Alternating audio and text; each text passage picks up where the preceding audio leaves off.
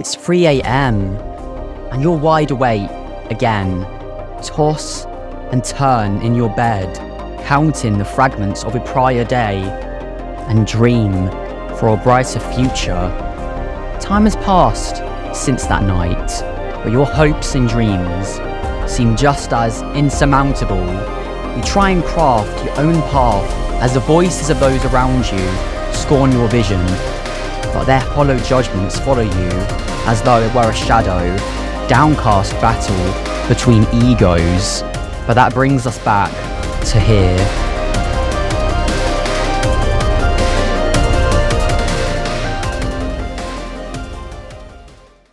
I think when I look towards what it means to craft or follow my own path, I have to look at what getting to that point even entails. To me, beginning to craft your own path means doing something out of the ordinary.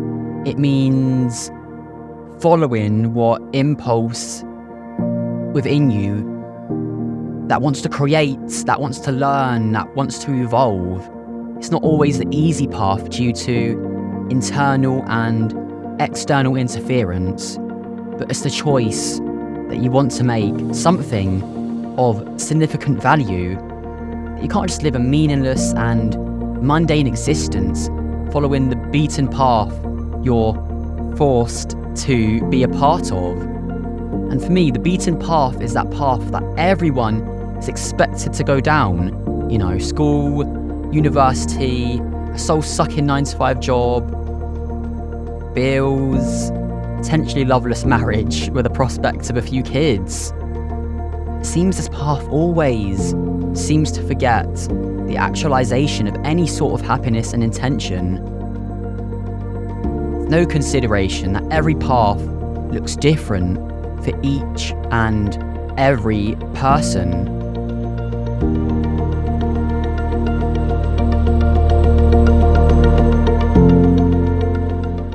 Society has its own agenda, and how do self-sufficient, spiritually evolving individuals benefit its conquest in the name of greed and egotism?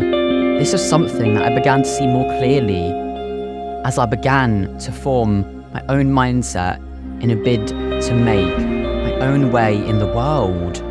I saw a society that presented a meaning to hard work and life, but that all too well tried to cover up the truth of any original intention by disguising the reality with shallow words and promises. Those that judged others for wanting to make a mark on the world as they echoed the thoughts and beliefs of a society that had indoctrinated them since their birth. Craft your own path is to differ from the widespread contagion of social norms and ideologies affect us all. We all grow up with beliefs that are more damaging than they are good. It's truly by opening our eyes that we see just how far it goes.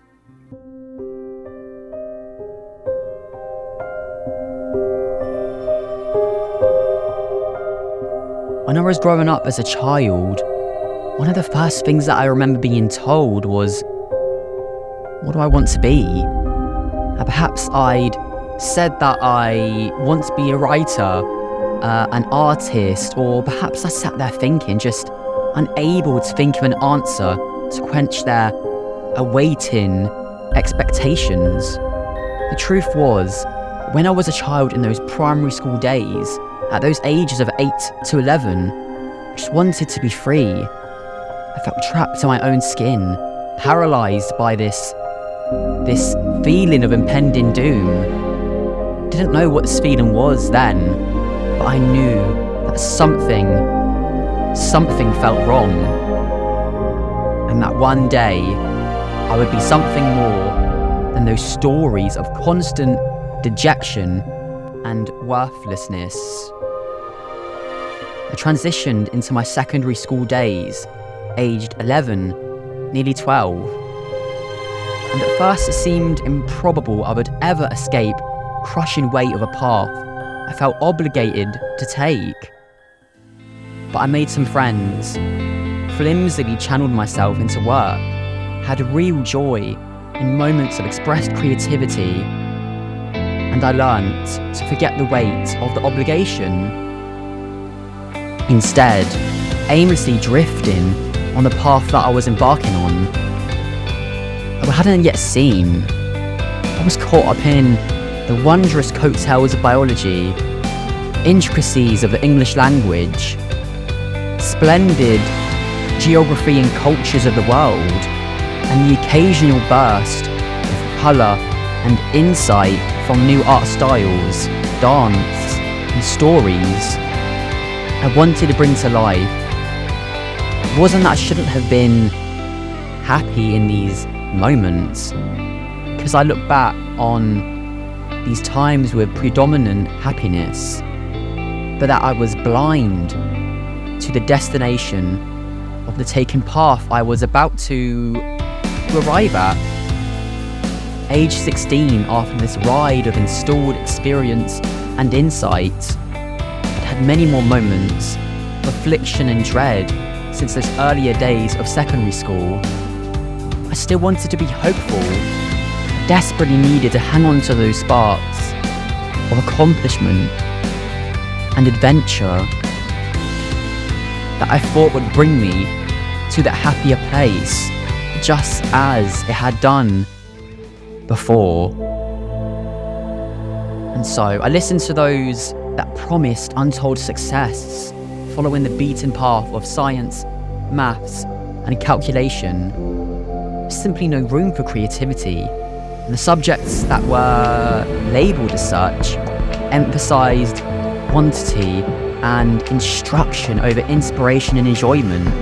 And so I went with the motions and pushed through it all. I was determined by the promise of foretold pleasure or paradise. After all, university was a place to learn, a place to acquire coveted streams of prized knowledge, and start the journey to making a mark on this earth. Aged 18, I'm sitting in my half-furnished room, isolated and barely hanging on to reality, staring into my mirror. Couldn't recognise the person that I saw. It was a mere shell of the person I said I was. The person that I said I was going to become.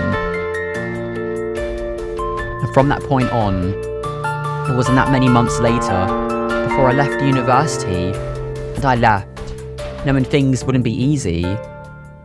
At age 20, I'm here on my own merit. Some days are still a struggle, but my journey is truly just beginning. I've grown from the person who blindly followed common path, and I've found myself more than ever as a result. It's definitely not been easy trying to take the steps to form my own path, but I've seen and felt what happens when you hold yourself ransom to the jaded expectations of others.